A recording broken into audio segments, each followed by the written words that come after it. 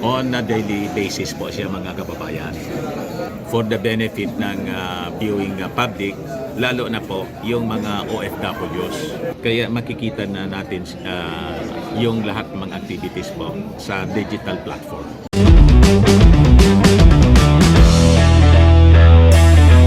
Mga kababayan, nasa Congress po tayo para sa launching ng Congress TV. Nandito ngayon si Congressman Richard Gomez. Yan po si Congressman. Kaya ko magtrabaho. Pero this year, teleserye. This year and next year, okay lang. So alam ba na available ka? Baka mamaya Ano yun, Brandon? Hindi, ang feeling nila baka ayaw mo. Kasi di ba may ganon eh. Namimiss ko nga eh. So, anong concept yung gusto mo gawin? Drama? Drama. Drama. So, sure yan. Siyempre, love story, di ba? Naman. Sayang na yung kagwapuhan natin. Sino naman kasama mo dyan? Wala pa. Pero okay ba sa'yo mas batang artista? Like halimbawa si Aga may Julia Barreto. Ikaw ba kaya mo mas bata? Jillian Ward ba naman? 33 years old na ako, no? Ilan taon na si Juliana? Nauna ka lang na edad sa akin. Hindi, kaya mo ba mga kasing age si Juliana? Or Oo naman. ang partner mo? Kaya. Okay. Catherine Bernardo. Ay, hindi naging anak na yan. Anak na eh. Showbiz na yung pinag-uusapan dito. So, if ever, mga ganon. Salve, naghihintay. Ano yun, May December affair? Oo, pero ganon. Parang bagay kayo ni Andrea Brillantes. So na-invite po tayo ng opisina ni Speaker Martin Romualdez para po sa launching ng Congress TV. So ipakita ko po sa inyo muna yung paligid ngayon. So yan po mga kababayan, na-invite tayo rito. Yan, daming mga taga-media rito. Kasama si Congressman Richard Gomez. So ito siya mga kababayan. Ibigay ko sa inyo yung detalye. Yung objective po nito, mga kababayan, ay para yung lahat ng mga activities dito sa Congress, mga committee hearings, committee investigation, ay maipaabot po ng detalyado with the partner television stations. So ito po, siyempre yung PTV4, in partnership with Bagong Pilipinas at saka yung Congress. So sabi dito, providing Filipinos unfiltered access to the work of the legislature. So Congress TV is a dedicated free-to-air digital channel which will broadcast the regular sessions nitong Kongreso on a daily basis po siya mga kababayan. For the benefit ng viewing public, lalo na po yung mga OFWs. Kaya makikita na natin yung lahat ng mga activities po sa digital platform.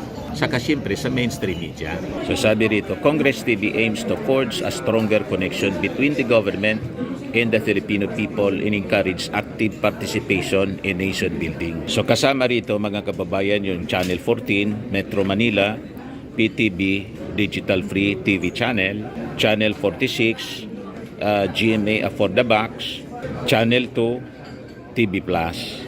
Tapos kami na mga nasa social media.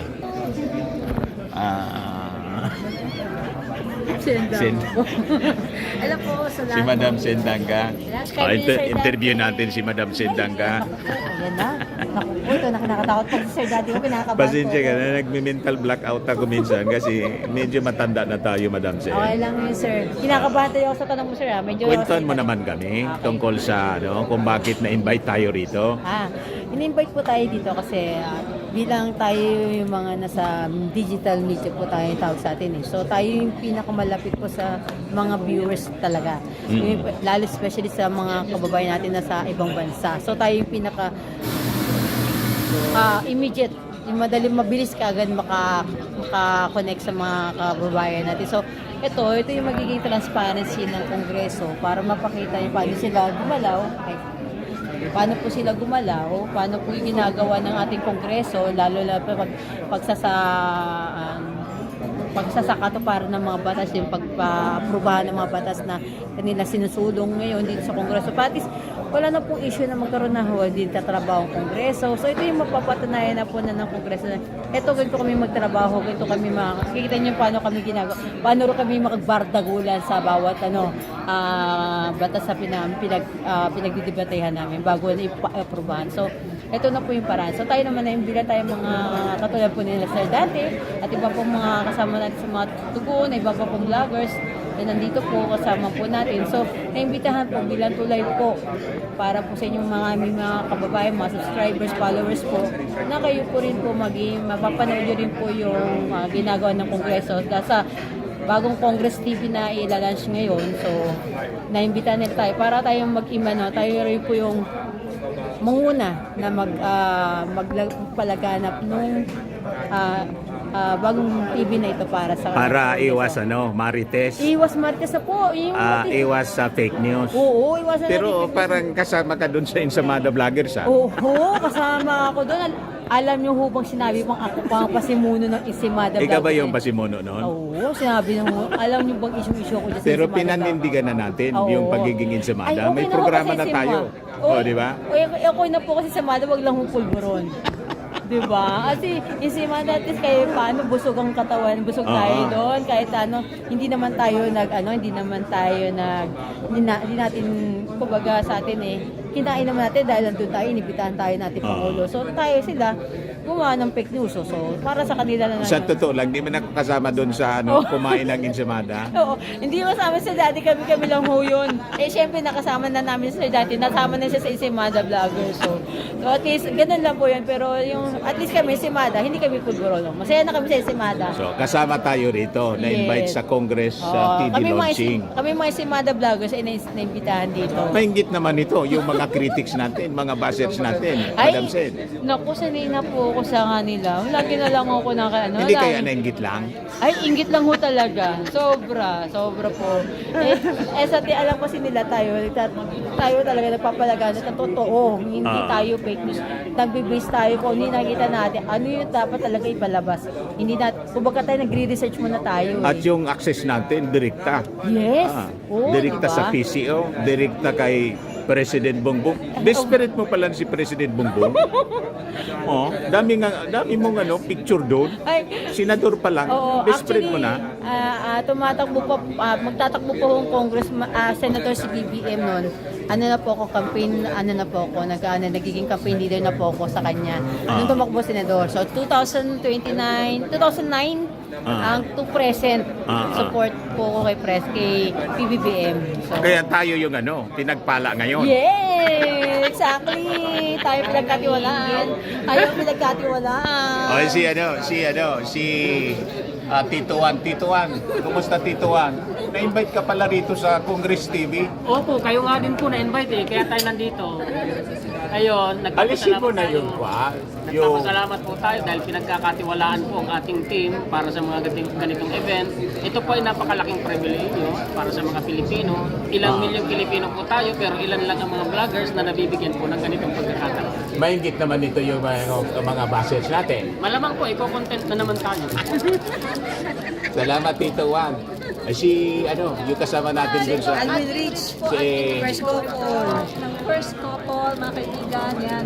Follow niyo po din ang aking channel at ang magaling po na vlogger, si Dante Maravillas, mga kaibigan. At kami po ay nandito sa event ng Congress TV.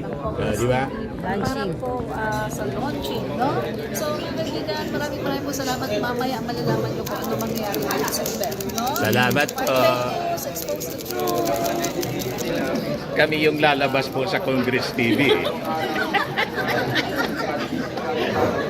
Huwag mainggit po kami yung lalabas sa Congress TV. Ito si Sir Kakiraki. Hello Sir. Masayang-masaya po kami na nandito ngayong hapon na ito. Kita-kita po natin kung paano ang gobyerno po natin ay merong desire na makarating ang kanilang mga ginagawa. May transparency sa mga constituents nila, lalo na dito sa Icho. Itong rason kung bakit nilolons itong Congress TV po. To bridge yung yung what is happening here to ordinary voters and ordinary Filipinos na interesado malaman kung paano gumagana ang ating legislatura, specifically ang lower house. At iwas po tayo sa marites at fake news. Maging mapanuri. Doon na po tayo sa tamang informasyon. Yun ang rason nito. Maraming salamat po, sir. So, yan po. At ito si balik tayo kay Congressman Richard. Sabi ko, but they do not understand na ang daming trabaho ginagawa. Patas na ginagawa na dito is yung the budget law. Every year. Yung budget ng buong gobyerno ng buong Pilipinas, dito nasisimula. I-legalize namin yun. As part of our management. Pero hindi ka naman maninibago kasi for the longest time, di ba? Maganda yung pakita dito yung ano na yung mga ginagawa namin sa district, yung mga projects na nagagawa. Nangyari sa paggawa ng mga farm market. Further comments Mga palay Ayan po, mga kababayan. So medyo maingay na po kasi malapit na magsimula. Ayan.